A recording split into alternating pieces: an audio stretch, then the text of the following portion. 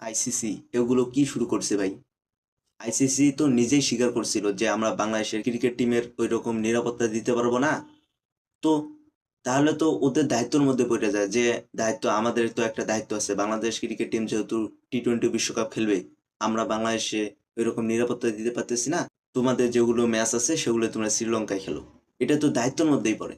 না, তারা দায়িত্ব তো পালন করতেছে না, শুধু ক্ষমতার জোর দেখাইতেছে যে তোমরা যদি টি-20 বিশ্বকাপ খেলতেই চাও তাহলে ইন্ডিয়া এসে খেলো। ইন্ডিয়ায় কেমনে খেলবো? কোনো কিছুরই নিরাপত্তা নেই, দর্শকের নিরাপত্তা নাই, তারপরে প্লেয়ারদের নিরাপত্তা নেই, কোচিং প্যানেলের নিরাপত্তা নেই। তাহলে কেমনে গিয়ে বাংলাদেশ ওই জায়গায় খেলবে?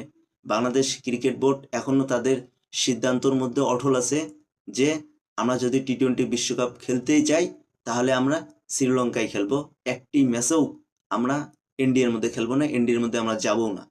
এখনো ক্রিকেট বোর্ড, বাংলাদেশের ক্রিকেট বোর্ড এই সিদ্ধান্তের মধ্যে অটল আছে।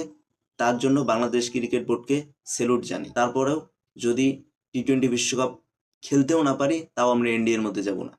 কারণ আমরা একটা কথা বলেছি, এই কথা রাখবো। যদি আমরা এই কথা ভঙ্গ করি যে যদি টি-20 বিশ্বকাপ ইন্ডিয়ার মধ্যে যে খেলি তাহলে আমাদের কিন্তু মান সম্মান কমে যাবে।